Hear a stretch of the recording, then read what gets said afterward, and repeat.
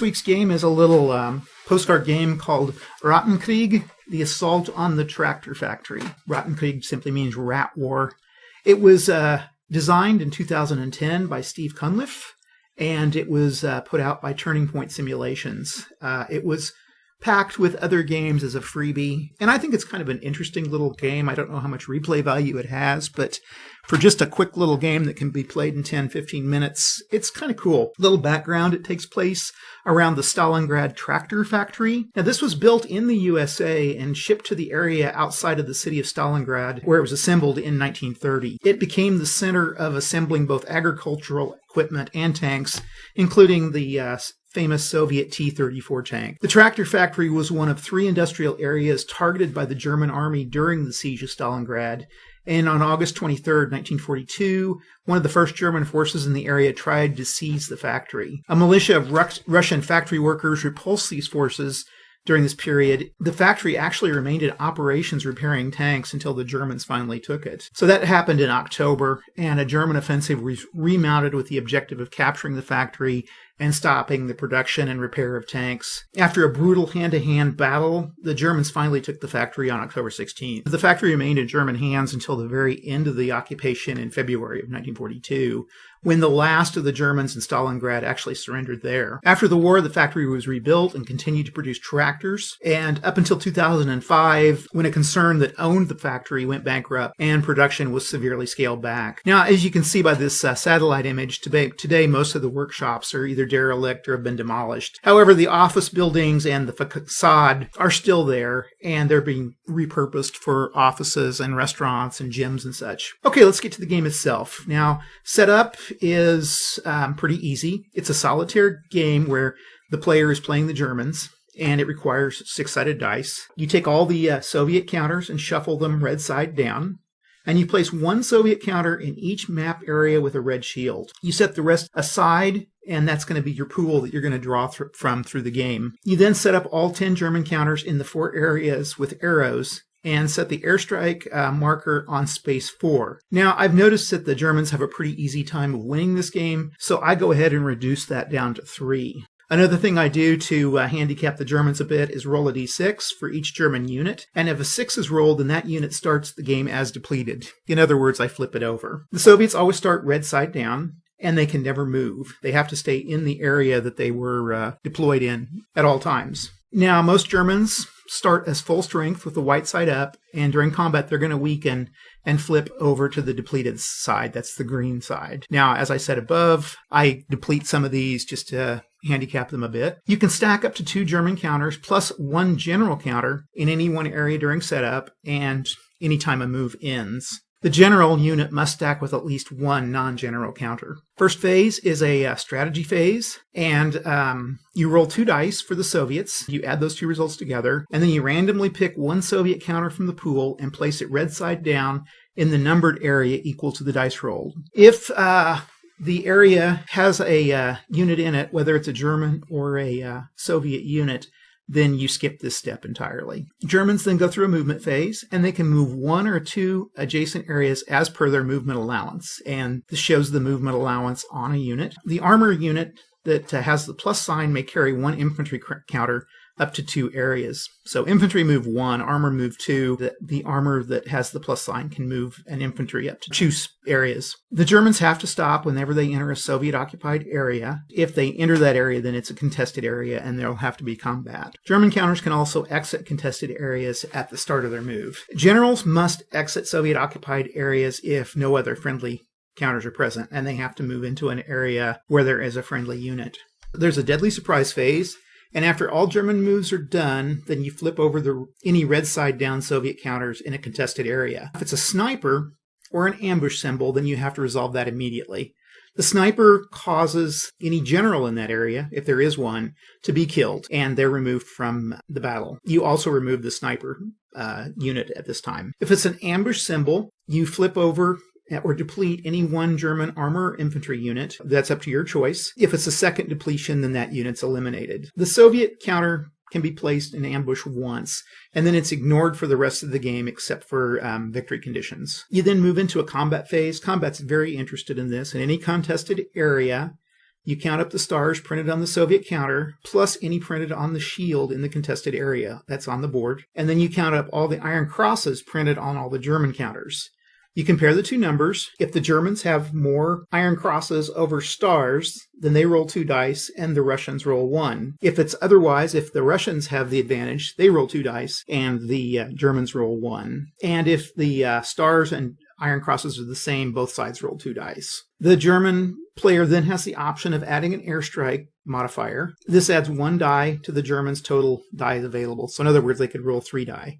However, you also have to lower the airstrike value by 1. If the airstrike value reaches 0, there's no more airstrikes available. Now, after the dice are rolled, you compare the numbers, and whoever has the higher number wins. If there's a tie, the Soviets win. However, the German can win in a tie if they have a general in the area. So whichever side loses has to deplete or eliminate markers. If the Soviets lose, they automatically have that marker eliminated. Depleted markers are flipped over and to the green side. And if they're already on the green side, then they're removed from the game for the Germans. You then move into the next combat round. Okay, the player wins the instant no Soviet counters, except for the ambush counters, remain on the map, but loses the instance that there are more Soviet counters, which does count the ambush counters, than the German counters on the map. If you don't meet this at the end of the turn, then the Rattenkrieg continues. Okay, let's get to play.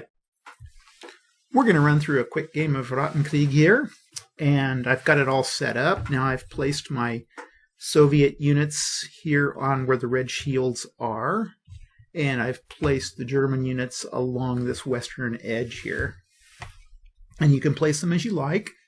Now, I had mentioned optional rules with the airstrike where I brought the airstrike down by 1, and then I'm going to go through and see if any of the German units are depleted. So I'll just roll a d6, and if I get a 1, that unit is depleted. So we'll just run through them all.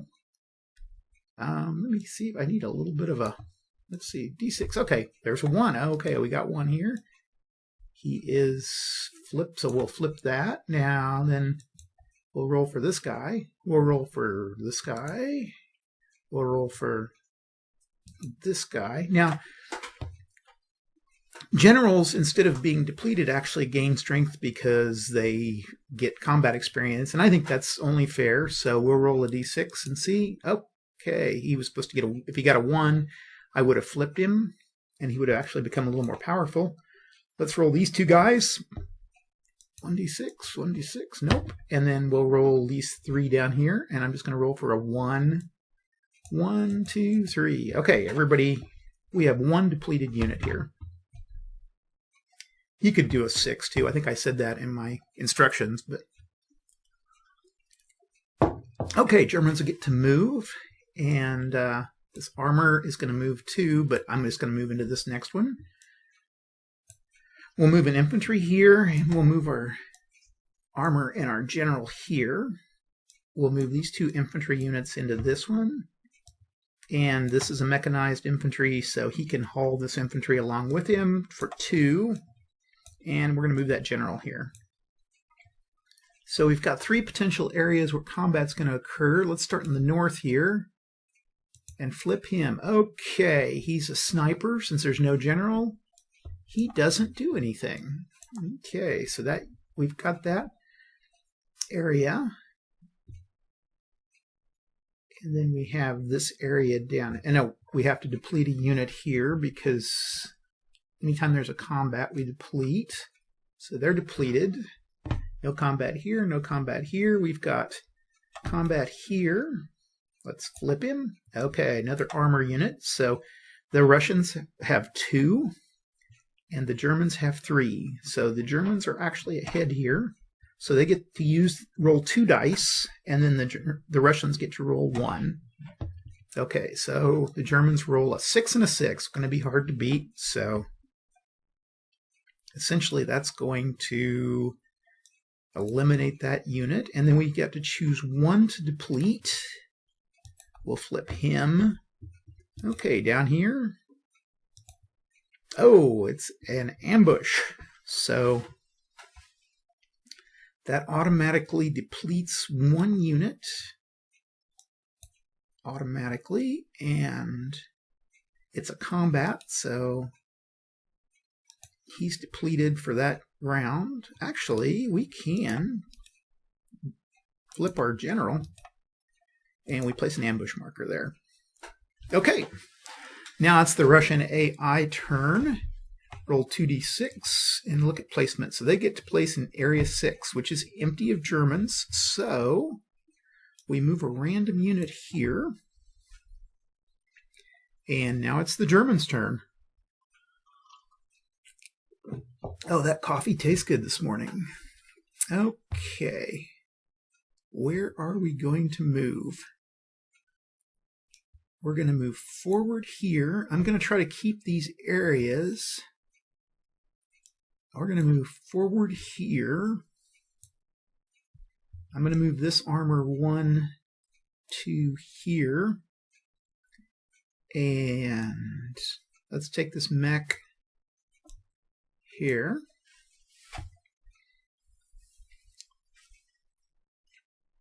Okay, let's, I think everybody's been moved. Actually, let's see, 2 and a 5. I'm going to move him here. Reason being is on 2d6, your odds of getting a 5 are a lot greater than your odds of getting a 2. Following that same logic, I'm going to move him here. And what's this? That's a 10. I'm going to move him here to an 8. Okay, let's see. We've got 1 here. Let's start here. Flip. And we flip him, but we also have to delete this round. So he's deleted because the ambush got him. And then plus you automatically deplete a round. So we place an ambush marker. We're going to go here and flip this guy. Yeah, that means he automatically snipes the general. And then we're here. Okay, so the Russians here have 1, 2, 3, 4, 5. The Germans have 1, 2, 3. So the Russians get 2d6. The Germans get 1d6. The Russians get a 9. And the Germans get a 4. So the Germans have to flip. But everybody stays in place that round. Okay. We're ready for the next round. The Russians roll a 2d6 and get a 3. Interesting. Okay, Area 3. Area 3 has a German unit in it, so they cannot replenish there. Let's see. They've got a 9 and a 4 and 11.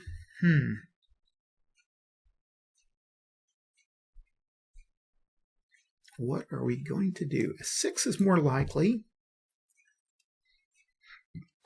And we go back to this one. The Germans now have 2. The Russians still have 4. So the Russians get a 7. The Germans get a 6, which is another depletion. And we go to the next round. Everybody's going to stay put. 6. They can go. Oh, there's no, they can't because there's a German unit there, so nothing there. I really need to eliminate this guy. But I really can't bring anybody else in because of stacking limits. He's going to have 2d6. He's going to have to roll badly. Well, do what I can. I'll move this guy here. And we get 1, 2 against a 4. Russians get a 6. Germans get a 6. It's a tie. They have a general with them, though. So that means this guy is eliminated. And that's game. We can flip this guy here. But all of the Russian units have been removed from the board, so that's pretty much the game. I didn't use my airstrikes. I should have done that. That would have helped a little bit too. But like I say, the Germans usually win this. It follows pretty much the historical way that things went down. Still, I don't think it's too bad of a game. I think it could use a little tweaking to make it better, make it more balanced and playable. But all in all, I think the game is kind of fun. It just takes about 10-15 minutes to play, and then you're good to go. So something to kind of mess around with. I'd give it a 6 out of 10. Anyway, that's all I've got this week. Again, thanks for watching. I really do appreciate everybody watching, liking, saying stuff, even stuff that's not so great. I just enjoy hearing. I know a lot of folks have pointed out rules errors I've made, and I'd like to make an errata one of these days of some of those. So if you see anything like that, please let me know, and maybe I can use that. I certainly can always use grist for the mill. Anyway, thanks a lot, and I'll talk to you later. Bye.